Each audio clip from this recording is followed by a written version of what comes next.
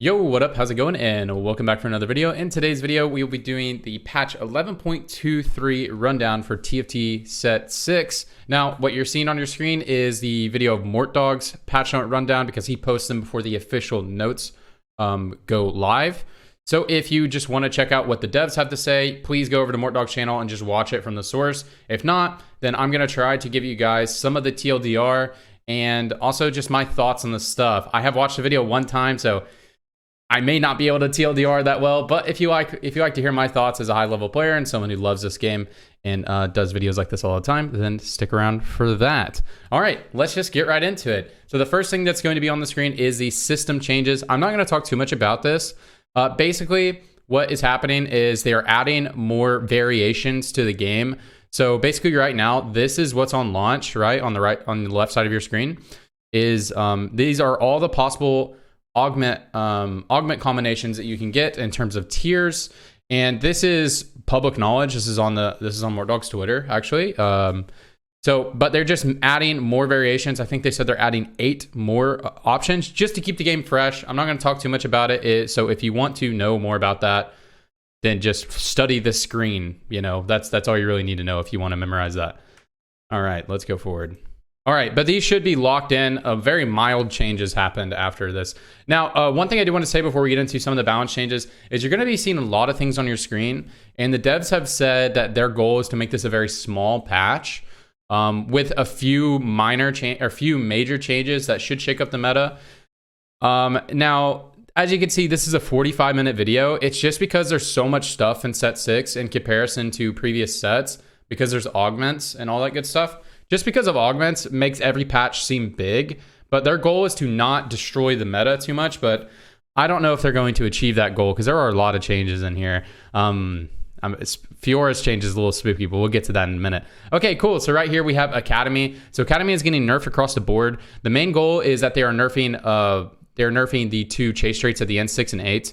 So they're nerfing the end chase traits because they were a little broken, and chase traits should be like a special considerations most of the time.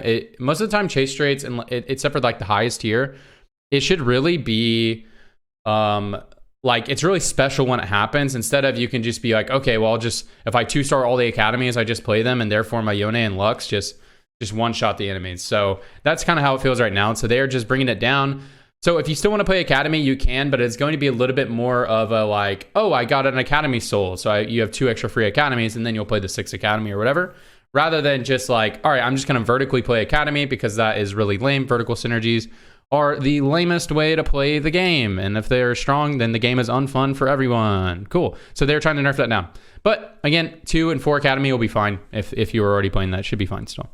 Okay, cool. Colossus is getting a 5% buff and damage reduction. The reason why they're doing this is because no one plays Colossus, no one plays Galio. Basically, in high ELO, everyone you pretend Galio doesn't exist because he takes up 2 spots on your board. So they're trying to add to that. Also, they're nerfing mutants in a lot of ways, and they're buffing Cho'Gath a little bit. So they're trying to make it to where you'll at least think about when you're playing mutant comp whether you want to run like a Scion or a Galio with your Cho'Gath, because right now you don't even use it. So even the devs say they're a little bit scared about this change, that it could make a Colossus meta, and a Colossus meta honestly would be pretty lame. But yeah, Colossus probably need a little bit of love because it is just not worth running, just cutting your team in half. Cool. Imperial. So this is a buff to the, if you have 5 Imperial, this is the buff to,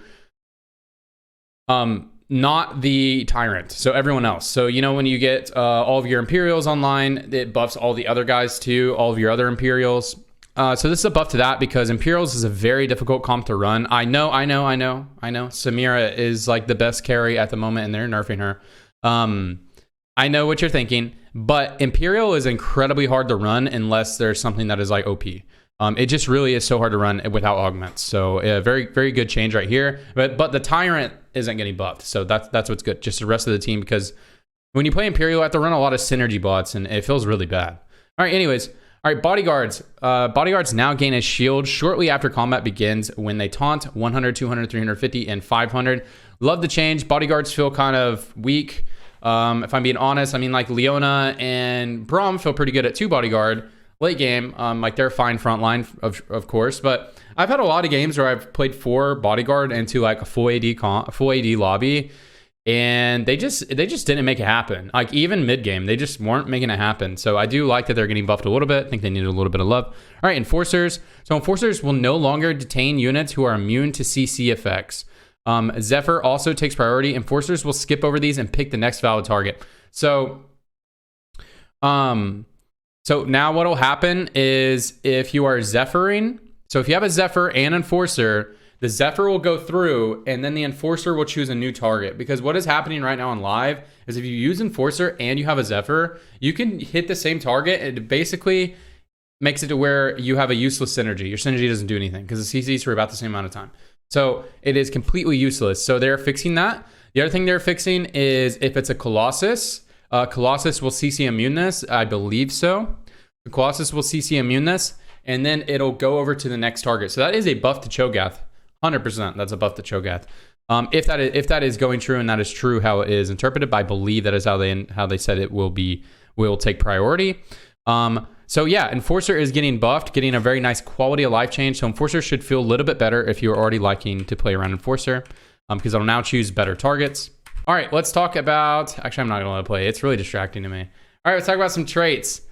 Okay, Innovator, a lot of stuff going on here.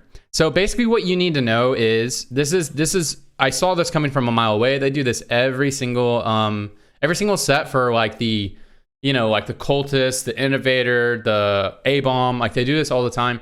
Is what they're trying to do is they're trying to nerf, like these numbers look really like overwhelming. So I'm just going to explain what they're doing is they're nerfing it at 1 star. So if you have a full 1-star board of Innovators, it's getting nerfed pretty hard. But if you have a fully upgraded board, it shouldn't be changed all that much. Should be about a power neutral is what they're going for. I know these numbers look kind of crazy, but I'm going to take their word for it because there's a lot of balance changes here. But what they say in this video is they talk about that it is basically 1 stars. If you're running a full 1-star board, you should feel punished for just like splashing an Innovator. But if you're actually investing in your Innovators, 2-starring, maybe 3-starring some of them, then it should be about power neutral on this nerf. Okay. Other thing that's very cool that is happening is now the Hextech Dragon is immune to all crowd control, so he won't get eaten by Tahm Kench. Dude, I played a game last night against a guy who hit Dragon. Every single time I fought him, I scouted him and got my Tahm Kench right in front of him. It was hilarious. Okay, so they are nerfing the attack range. This is actually a buff, though, because now you don't have to frontline your Dragon. You can actually backline your Dragon and he'll walk up. Because what's happening right now, since he has 4 attack range, is if you backline him, he'll never tank. So if you don't want him to take first tank, but you do want him to tank, you'll be able to do that now. Because right now, if you want him to be like the second tank, not the main tank, because you're not optimizing him and you want him to deal damage, and he's a big frontliner. I mean, when you're playing Innovators, you don't really have any frontliners unless you're playing Jace as a frontliner. So if you want him to side tank, you can actually do that now because you can backline them. Whereas right now, if you try to backline him, he will never walk up because he has 4 attack range. Cool. So the spell fear range is buffing up and all that good stuff. And damage is going a little bit down, and the crit is going down a little bit. But they said overall this should be a power neutral, as well as because the fear range is going up, so that'll be nice. And this is a nice buff, actually. It gives you more flexibility. Fear duration is going down, but you should be able to fear more allies or fear more enemies. But what you need to know is... the other thing that is very cool is that they are changing... This is what I was trying to say. They're changing the visual effect, so... There's going to be a lot of sound and a lot of cool visuals that go off. There's a video on Twitter if you want to try to find it, but it's going to be pretty cool right there. So visually, it'll be a lot more appealing. Overall, their goal is for this to be about power neutral, but we'll see how it works out. Cool. Because it's hard to just interpret things from all these numbers because there's so much number changes here, but their goal is power neutral if you're actually investing in Innovators. Okay, cool. Snipers. So snipers have a cool change. So I'm not even going to read this. I'm just going to tell you what it does. So if you put a sniper, if you have sniper as an active trait, and it also works if you put an emblem on somebody, they will gain 1 hex range. So for example, and this is the example they bring up in the video, if you put it on Vi, then Vi will now have 2 hex range. So now she can attack from range, right? And if you had sister buff, she would get the bonus as her ability travels 4 hexes. It would get more damage as the hexes travel. So that's pretty cool. But the downside of it is if you're running a sniper and you don't have sniper active, so let's say you're just running Jin without sniper buff, which you don't normally do, but sometimes you can, then Jin would no longer, he would lose 1 hex range. So I believe he's 4 hex range. He would be 3 hex range, which would be kind of crazy. Actually, he might be 5. But anyways, so it's kind of cool. So now it opens up opportunity to, you know, like sometimes you're playing, maybe you get sniper trait on like an Urgot. You don't get a lot of value because he's 3 hex range. But now it's like an RFC, so you get a lot more value. Now he can be 4 hex range. So it's just a nice quality of life change and should make running 4 sniper with an emblem a little bit nicer. Cool. All right, mercenaries. Guys, I'm not going to read all of this. I'm just going to tell you. Mercenaries are getting nerfed a lot on this patch because in the data, they're like way overperforming. So basically, they're just taking down the amount of gold you can get at 3, and then they're taking down the likelihood of getting a Kraken and Nikos and item components. They're just taking that down at 5, and at 7, they are lowering the table just slightly as well. So across the board, it's just getting a hard nerf. They said their goal is to make Mercenary viable, but not something you force every game, which is currently what is happening in high elo. A lot of people are just forcing every game. So I should just skip through it like this. So that is their goal, and there's a lot more Mercenary nerfs coming up. So still, if you have a really good Mercenary opener, still go for it, still try it. But this probably needs a lot of testing to figure out if this is actually still going to be viable. But their goal is to keep it viable because they like it being in the game. All right, real quick, guys, I'm going to do a very quick self-plug. I never do this, but I just want to do this real quick. I've been posting a lot of YouTube shorts and or TikToks, whatever. And they don't really get served. This is for my returning viewers. They don't really get served to you unless you watch YouTube shorts. So if you're into that type of content, I do post YouTube shorts all the time. I think they're really fun. They're just highlights from my stream. And but if you don't watch YouTube shorts, but you watch TikTok, then I post the same exact content on TikTok. So if you want to follow me on there or check out my YouTube shorts, then it's at tiktok.com/@TrajanTFT. Link is on screen. I'll leave a link in the description below and the comment section. And I'll give you guys a little taste of one of my most recent TikToks that I really enjoy. So check it out. It's just Titans Kench. I get the 2-star Kench.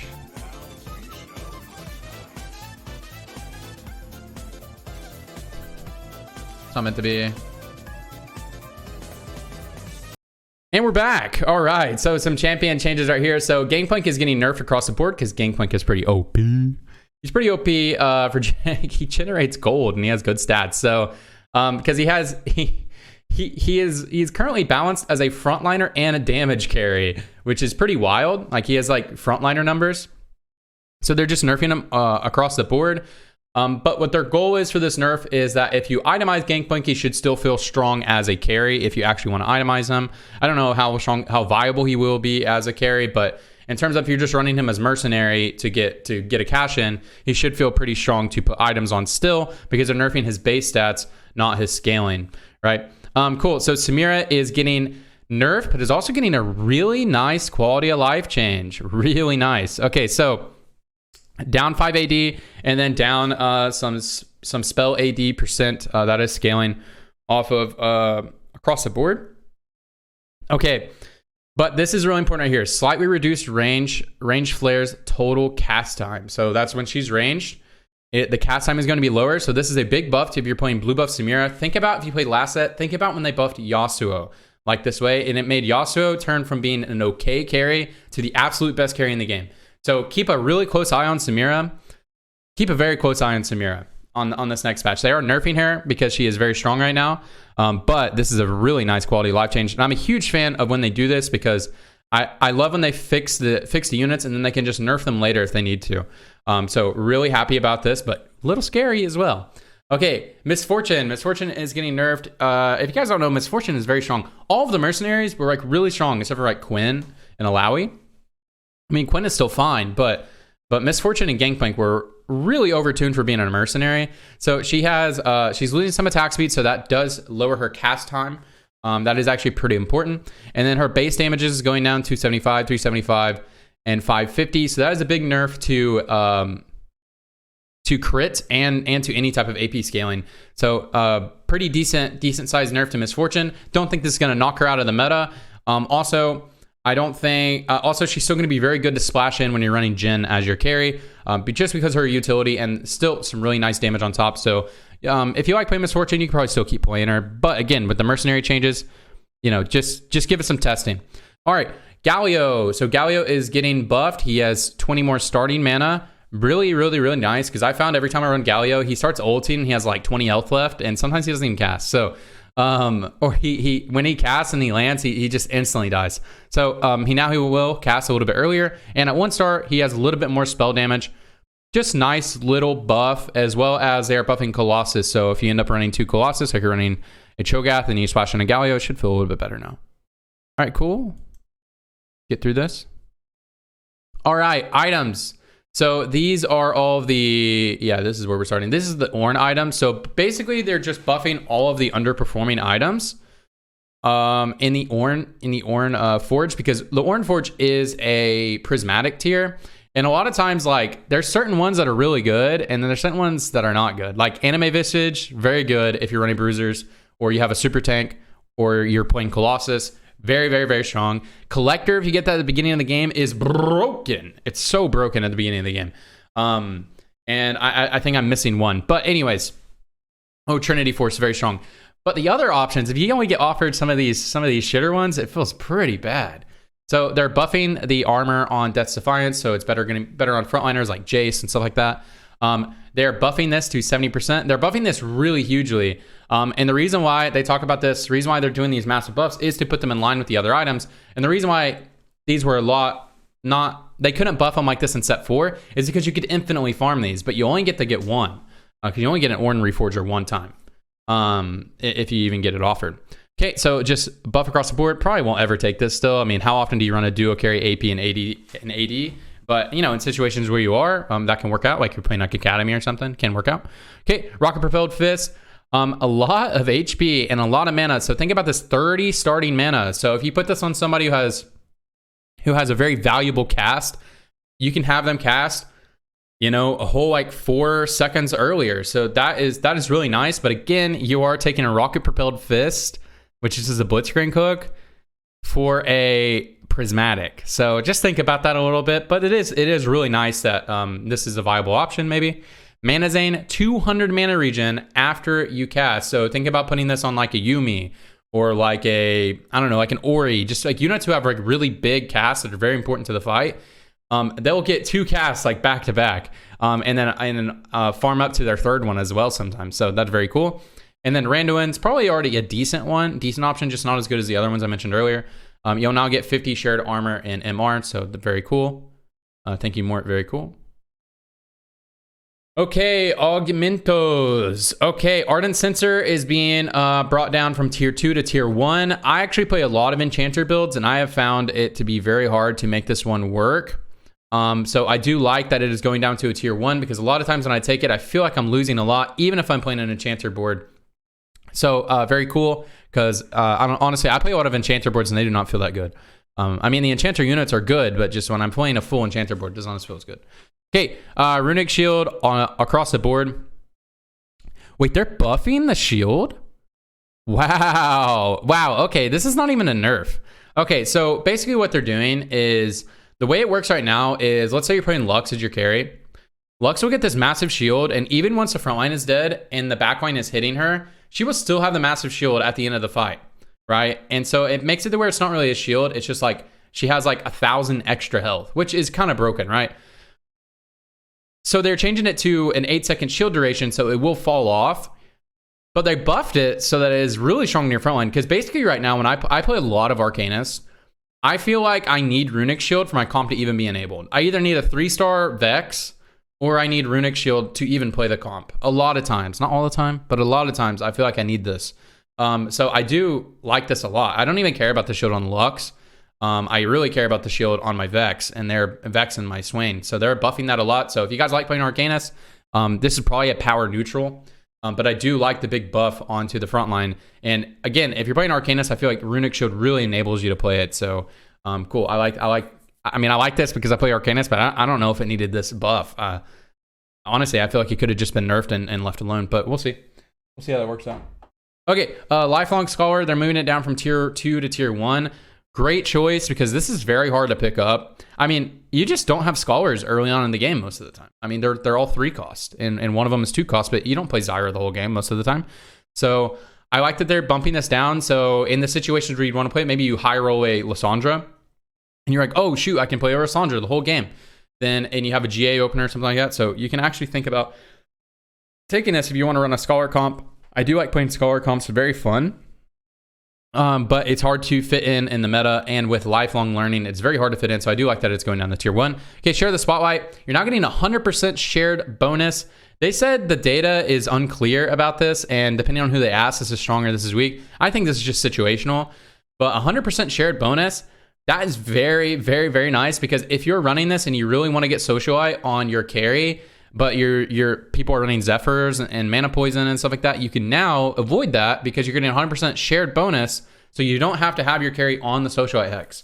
So if you're using this augment, you can just have them around there. That also will help you if you're running, like, let's say you're playing like a Lux carry, and the socialite hex is like, you know, on the 3rd row instead of the back row, and you're like, man, I wish it was on the back row. Now if you take this, then it can extend to the back row, so you can back on your Lux and stuff like that. So very cool change. I will be messing around with this a lot. So if you like playing around socialite, give it a try.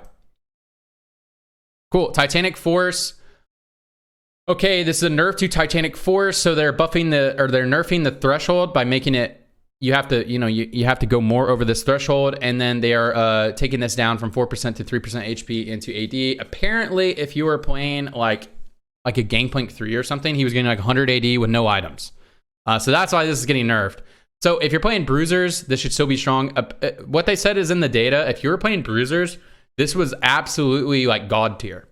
So they're trying to nerf it for that, and they're also trying to nerf it for if you're playing rerolls and you're taking this. People were just getting like an insane amount of AD, so just a nerf across the board on that one. But still give it a try, because they said it was like God. It was like in the data, it was like so unbelievably broken, and they were lucky that people weren't playing it as much. So still give it a try next patch, even though it got nerfed. Okay, Underdogs is getting buffed, so 12% missing HP regen, so it's getting buffed in general. But it's getting nerfed in the OP circumstances. So the OP circumstances if you were playing Colossus, because they're already buffing Colossus in a lot of ways. So let's say you're playing Cho'Gath, you'd always be in the underdog threshold. And then Cho'Gath is always the last one left alive when you're playing Cho'Gath as your carry. So they changed it. They made it to have a cap of 200 HP per second to make sure that your Cho'Gath isn't healing like 500 health per second, because every time I've run this with Cho'Gath, it is insane. So they're nerfing it for like Colossus, people with like insane amount of health, especially Cho'Gath. But overall, this is still going to be, overall, it's getting a buff. But in the OP circumstances, it's getting nerfed, but in normal circumstances, it's getting a buff. Very nice. If you get a pro tip, take this if a lot of people have target dummies, because target dummies do count as people on the board. Cool. Woodland Charm is going from tier 2 to tier 3, and the clone HP is going up. Woodland Charm is broken. If you take it early game, absolutely broken. It gives you a free early game. You have a free pass for the entire early game if you take this. So I do like it going up to tier 3. Now, is it worth at Prismatic at 15 HP clone? Maybe. I'd say maybe. I'd say probably. If you're taking it first augment, I think this is still really good at tier 3. Now, later on in the game, I don't know if this is quite worth, unless you have a 3-star unit that has a high value ultimate, because it will clone them and they will be 3-star. So just give it a little bit of testing. But what they said is their goal for this is they want to move it to tier 3 because they do want it to be very powerful, and it is extremely powerful in the early game already. And I think it'll still be very strong at tier 3 in the early game. Still think it'll be very strong.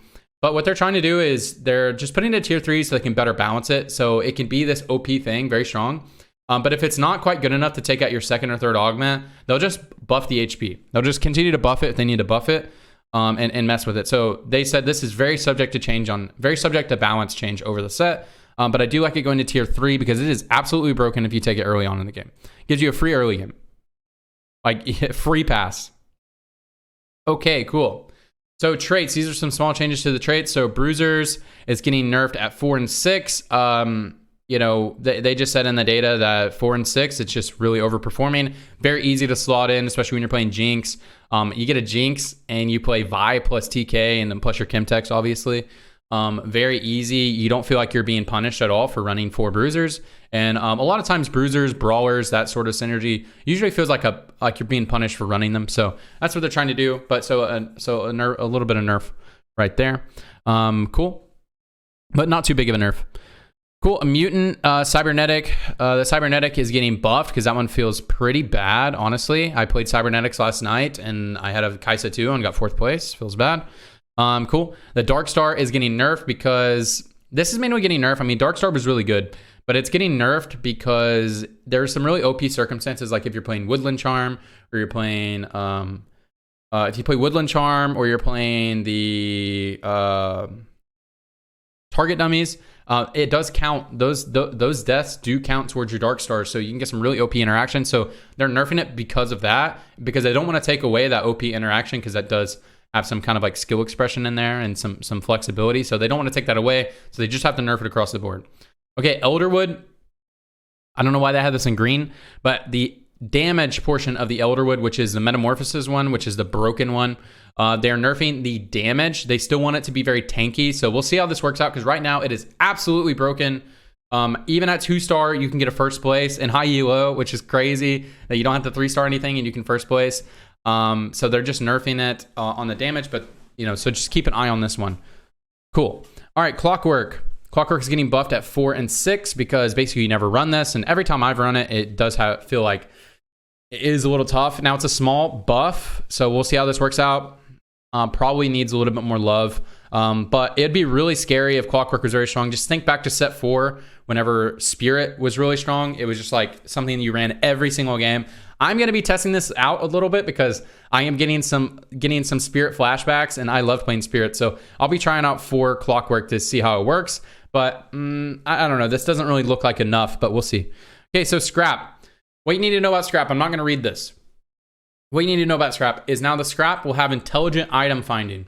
So for example, if you slam a bow onto an Ezreal, it will no longer give you a ZZ Rot portal, which is, it's obviously so bad. It'll try to give you something you can use, like a Rage Blade or like a Giant Slayer or a Titans or something. It doesn't mean it'll always give you like the best item, or it'll always give you a good item, but it'll give you an item you can possibly use. Like for example, if you slam a sword or a rod on Ezreal, you can still get a Gunblade, which is not a very good item for Ezreal.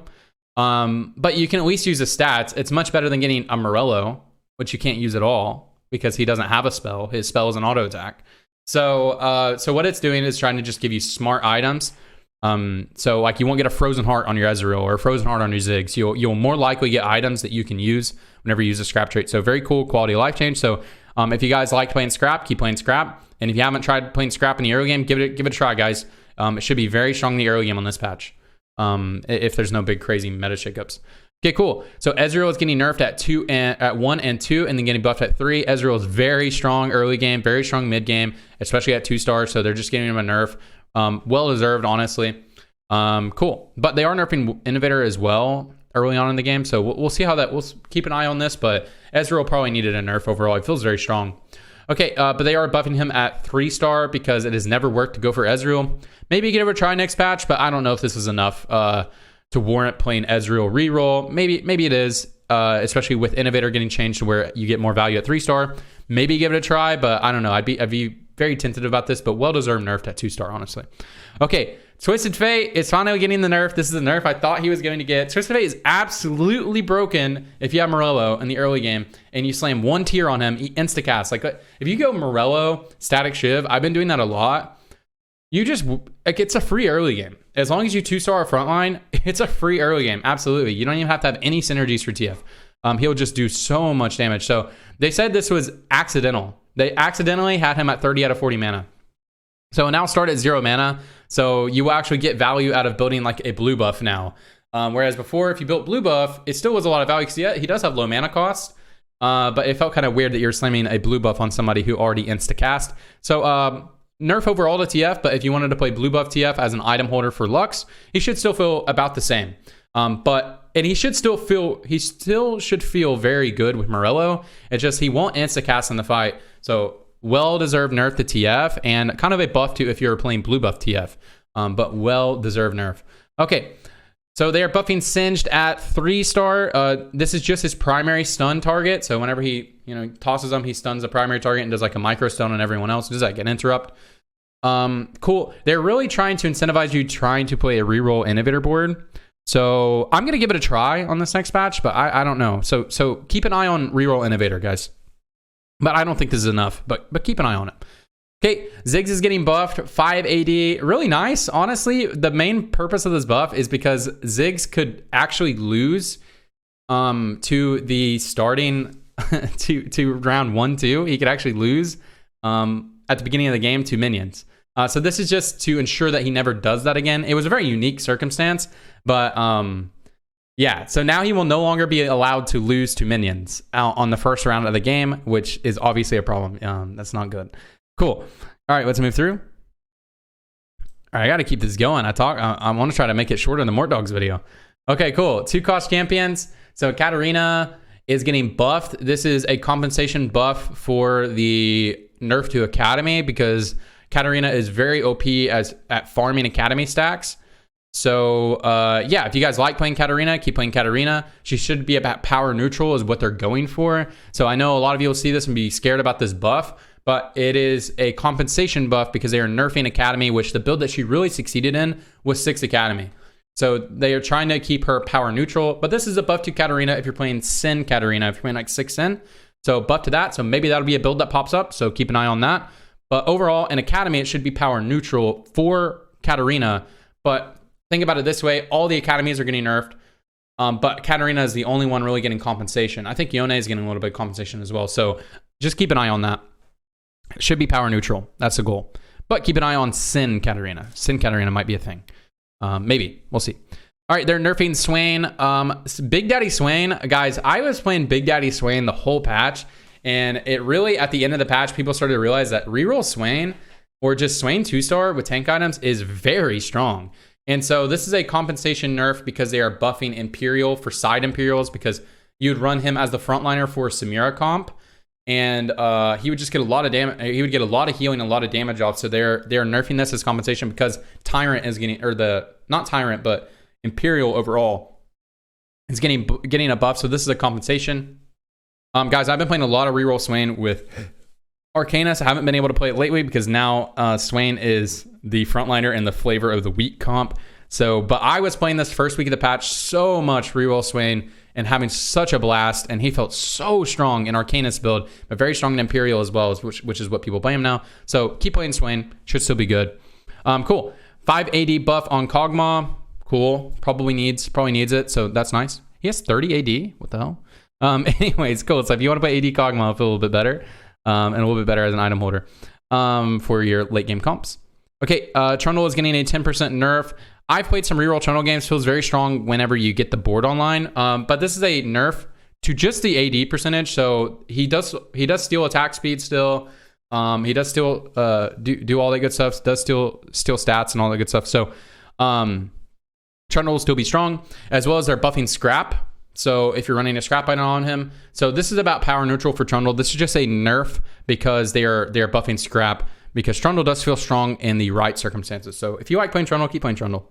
You'll still be fine. Okay, they are buffing Cho'Gath because they nerfed a lot of his best uses of Mutant, and they're trying to make it more viable to just play Cho'Gath as a unit and to get some stacks. So they are buffing him to make him cast a little bit faster, so he can stack up a little bit quicker. So he's a little bit more worth the run without having the Elderwood thing. So think about running Cho'Gath whenever you get him early. We'll see how that goes. Keep an eye on that. Cool. 4 cost champions. These are small nerfs.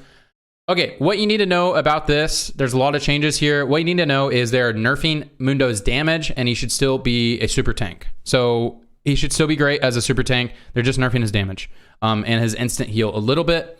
But his spell heal over time is getting buffed as a compensation. So yeah, he's going to deal less damage. Still going to be a super tank. Still going to be the best tank in the Chemtech comp. So keep playing Mundo if you like playing Mundo.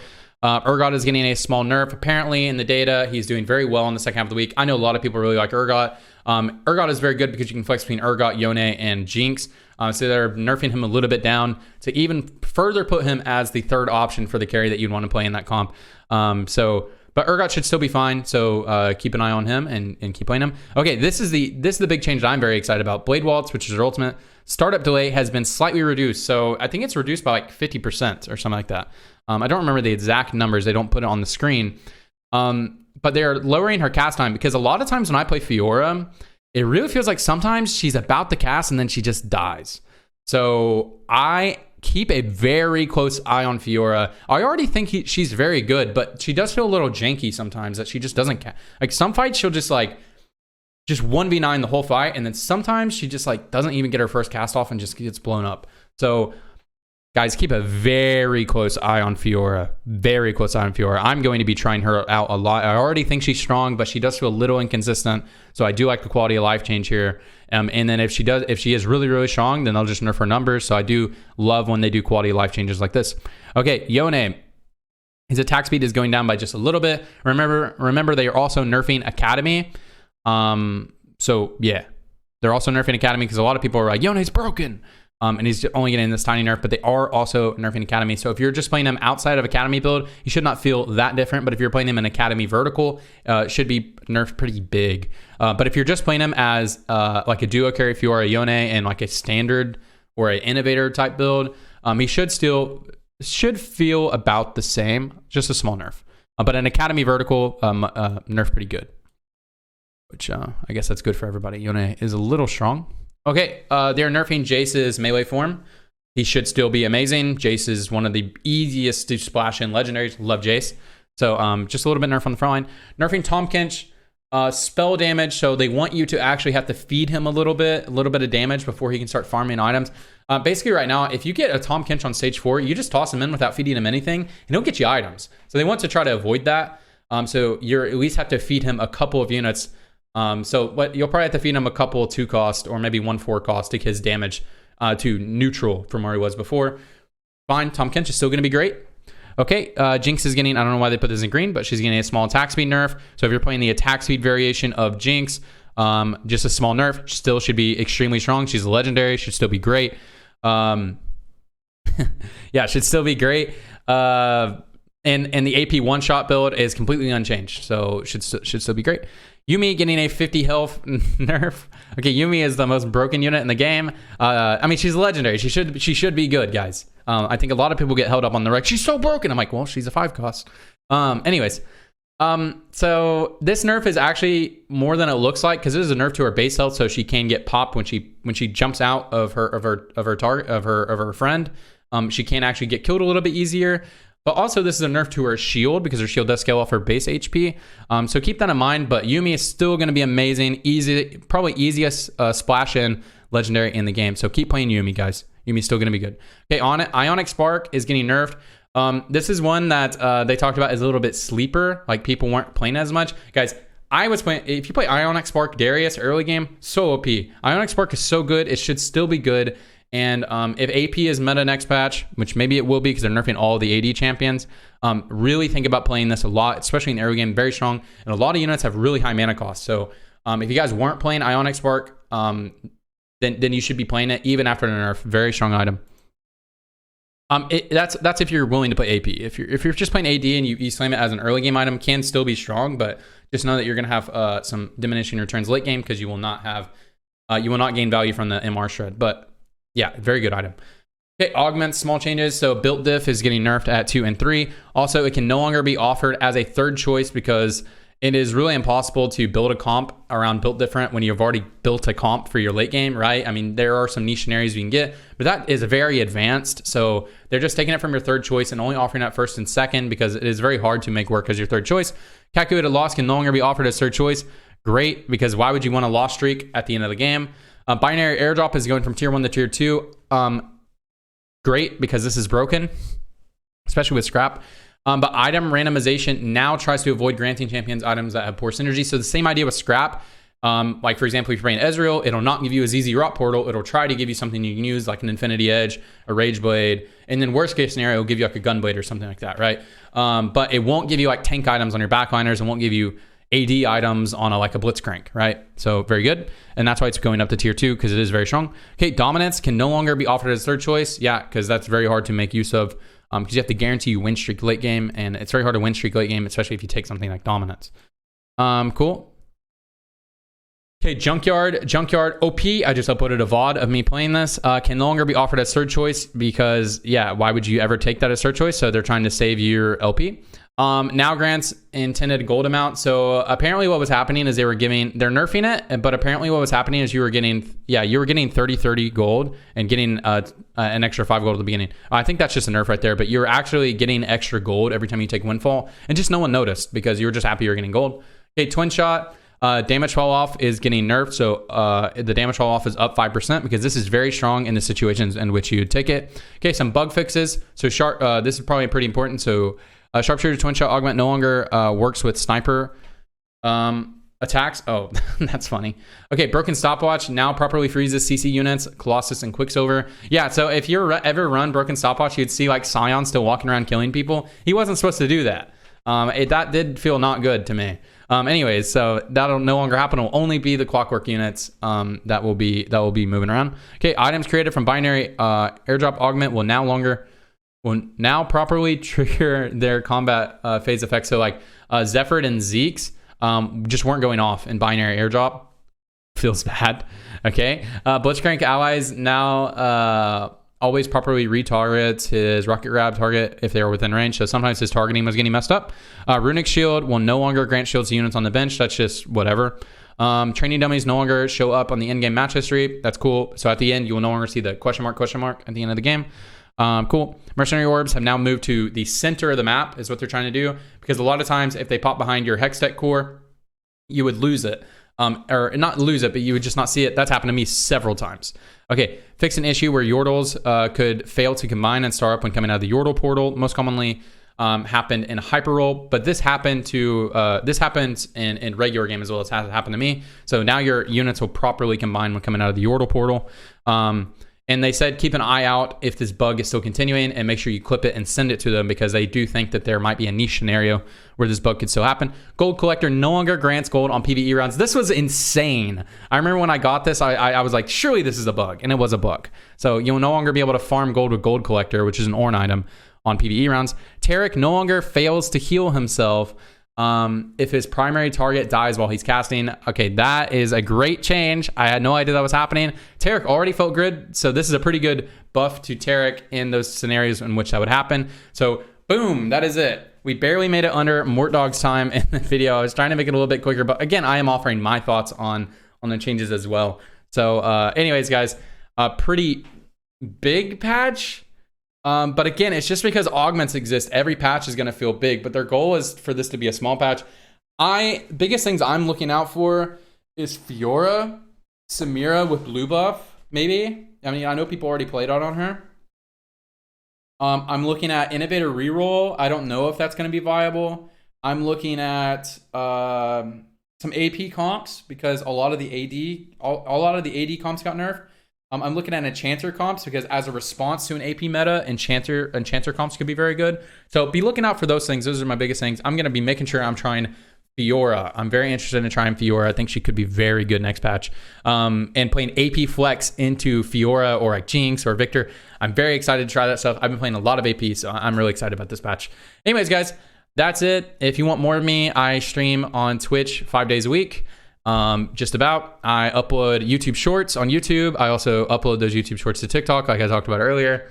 And I also am on Twitter. I post every single day on Twitter. I'll leave a links to all my socials below. Please give me a follow over there if you really like my stuff. I'd really appreciate it. But if not, I just appreciate you guys coming out to this video. But it does get lonely on some of my other platforms, because I am the biggest. My biggest platform definitely is YouTube. So I would love to see you guys on my stream or on Twitter or on my TikTok or any of that stuff. So I appreciate you guys, and I hope you guys have a wonderful day. Hope you guys have a wonderful night. And wherever you are, I just hope you're doing well and you're happy.